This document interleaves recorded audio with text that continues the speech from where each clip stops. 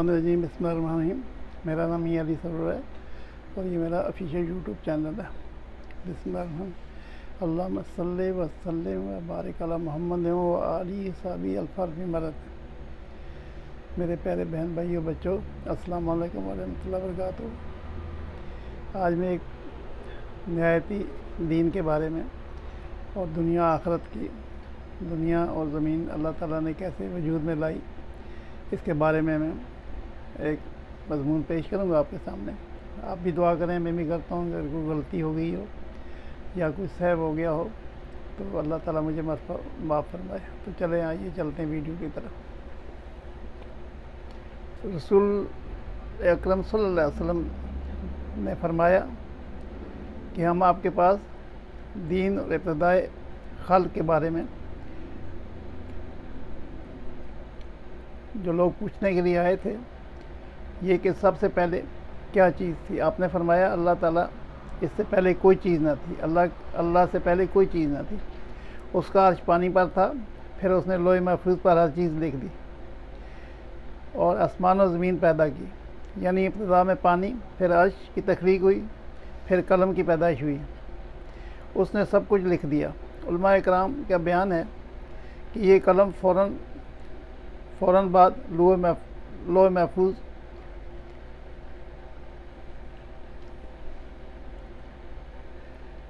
पैदा किया गया।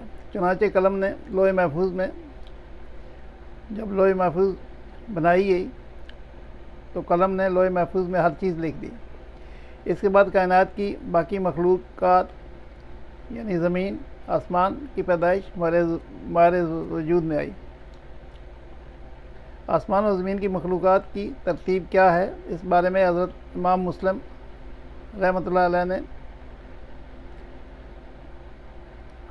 सैयदना अबू हुरैरा रज़ियल्लाहु अन्हु की रवायत पेश की है। कहते हैं नबी अकरम सल्लल्लाहु अलैहि वसल्लम ने फरमाया, नबी वसल्लम ने मेरा हाथ पकड़कर फरमाया, अल्लाह ताला ने हफ्ते के दिन मिट्टी को पैदा किया, इतवार के दिन ज़मीन, पहाड़ और पीर के दिन दरख्त, मंगल के दिन तकालीफ, मसाइब और जरासीम बीमारियाँ, बुध के दिन नूर को, जुमरात के दिन ज़मीन में चौपाइयों को फैला दिया और तमाम मखलूक़ात में जुम्मे के दिन के आखिरी घड़ियों में यानी असर से रात के दरमियान आदम अलैहिस्सलाम को पैदा किया। मतलब ये कि इब्तिदाए अफ़ज़ीनत से जिन मखलूक़ात की तख्लीक हुई उनमें आखिरी मखलूक इंसान था। इस हदीस शरीफ में मुख्तलिफ़ हालात को नहायत वज़ाहत से बयान किया गया। इससे बखूबी पता चल गया है कि इब्तिदाई मखलूक की तरतीब क्या थी। इसमें से आखिरी नंबर आदम अलैहिस्सलाम का था, जबकि आदम अलैहिस्सलाम नस्ल इंसानी के सबसे पहले और तमाम इंसानों के बाप हैं। इंसानों से पहले फरिश्ते और जिन पैदा हो चुके थे। साहिब अकल में सबसे पहला नंबर फरिश्तों का, दूसरा नंबर जिन्नों का और आखिरी नंबर इंसानों का है। फरिश्तों का असल ठिकाना आसमान है। अल्लाह ताला ने सूरत सूराल में आयत नंबर 5 में फरमाते हैं, करीब है कि आसमान अपने ऊपर से फट पड़े और तमाम फरिश्ते अपने रब की तस्बीह और तहरीम बयान कर रहे हैं, ज़मीन वालों के लिए इस्तग़फ़ार कर रहे हैं। ख़बरदार, अल्लाह ताला माफ़ करने वाला, रहमत करने वाला है। मुस्लिम शरीफ में है, सैयदा आयशा सिद्दीक़ा रज़ियल्लाहु अन्हा से रवायत है कि नबी अकरम सल्लल्लाहु अलैहि वसल्लम ने फरिश्तों को नूर से और जिन्नों को आग से पैदा किया और हज़रत आदम अलैहिस्सलाम को इस चीज़ से पैदा किया गया जो तुम्हारे लिए बयान कर दी गई है, यानी मिट्टी से। फरिश्तों की तख्लीक के बाद जिन्नों को पैदा किया गया। जिन्नों को भी इंसानों से पहले पैदा किया गया, जैसा कि अल्लाह ताला सूरह अल-हुजरात आयत नंबर 27 में फरमाते हैं कि अल्लाह ताला जिन्नात को आग के शोले से पैदा किया गया और आग के भड़कते हुए शोले के किनारे को कहते हैं। अल्लाह हर चीज़ का पैदा करने वाला है और हर चीज़ पर कुदरत रखने वाला है। अल्लाह वो है जिसने ज़मीन आसमान इसके दरमियान हर चीज़ को 6 दिन में पैदा कर दिया। پھر عرش پر جلوہ افروز ہوا۔ سورۃ الحدید آیت نمبر 4 میں فرماتے ہیں، وہی ہے جس نے زمین و آسمانوں کو 6 دن میں پیدا کیا، پھر عرش پر جلوہ فرما ہوا۔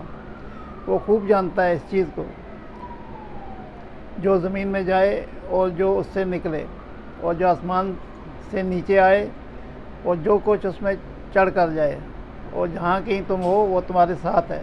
اللہ تمہارے اعمال دیکھ رہا ہے۔ اس طرح اللہ تعالیٰ سورۃ ہود آیت نمبر 7 میں فرماتے ہیں، اللہ ہی وہ ذات ہے جس نے 6 دن میں زمین و آسمان کو پیدا کیا اور اس کا عرش پانی پر تھا۔ امام احمد بن حنبل رحمۃ اللہ علیہ نے ابو رقیم عقیلی سے بیان کیا ہے کہ انہوں نے کہا، عقیلی رضی اللہ سے بیان کیا تو انہوں نے کہا کہ اے اللہ کے رسول صلی اللہ علیہ وسلم، آسمانوں و زمین میں پیدا کرنے سے پہلے ہمارا پروردگار کہاں تھا؟ آپ نے فرمایا امان میں، یعنی اللہ کے سوا کچھ نہ تھا، نہ اس کی کے اوپر ہوا تھی نہ نیچے ہوا تھی، مطلب یہ کہ کچھ بھی نہ تھا۔ پھر اس نے پانی پر اپنا عرش پیدا کیا، گویا یہ تھی مخلوق کی ابتدا۔ امام احمد بن احمد، امام ترمذی، امام ابو داود اور دوسرے بہت سے محدثین رحمۃ اللہ علیہ سید عبادہ بن سامر رضی اللہ عنہ کی روایت بیان کی ہے۔ وہ کہتے ہیں کہ رسول اکرم صلی اللہ علیہ وسلم فرماتے ہوئے، بلا شبہ اللہ نے سب سے پہلے قلم کو پیدا کیا، پھر اللہ نے اس کو حکم دیا، چنانچہ وہ اس وقت چل پڑا اور قیامت گرنے تک ہر چیز لکھ دی۔ اللہ تعالیٰ کا علم تھا جس کو اس نے لوح محفوظ پر لکھا۔ امام مسلم رحمۃ اللہ سیدنا عبداللہ بن عامر بن عاص رضی اللہ عنہ کی روایت ہے، بیان کی ہے۔ اس میں سب سے پہلے چیز، جمہور اور فقہ کی رائے بھی یہی ہے، عبداللہ بن عمر رضی اللہ بیان کرتے ہیں، میں نے سنا آپ فرما رہے تھے، اللہ تعالیٰ نے زمین و آسمان کو پیدائش سے پہلے 50,000 سال پہلے عام مخلوقات کی تقدیریں لکھ دیں۔ اس وقت اس کا عرش پانی پر تھا۔ اس حدیث مبارک سے واضح ہو گیا کہ سب سے پہلے پانی اور پھر پانی پر عرش پیدا کیا، پھر قلم کی پیدائش ہوئی، اس نے تقدیر تحریر کی، پھر آسمان اور زمین کی تخلیق ہوئی۔ اور جس حدیث شریف میں آیا ہے کہ ابتدا میں قلم کو پیدا کیا گیا، اس کا مطلب یہ ہے کہ اس جہاں کی مخلوقات میں سب سے پہلے اس کا نمبر ہے، نہ باقی جہانوں کی مخلوقات میں پہلا نمبر۔ اس کا تذکرہ بخاری شریف کی اس حدیث میں ہے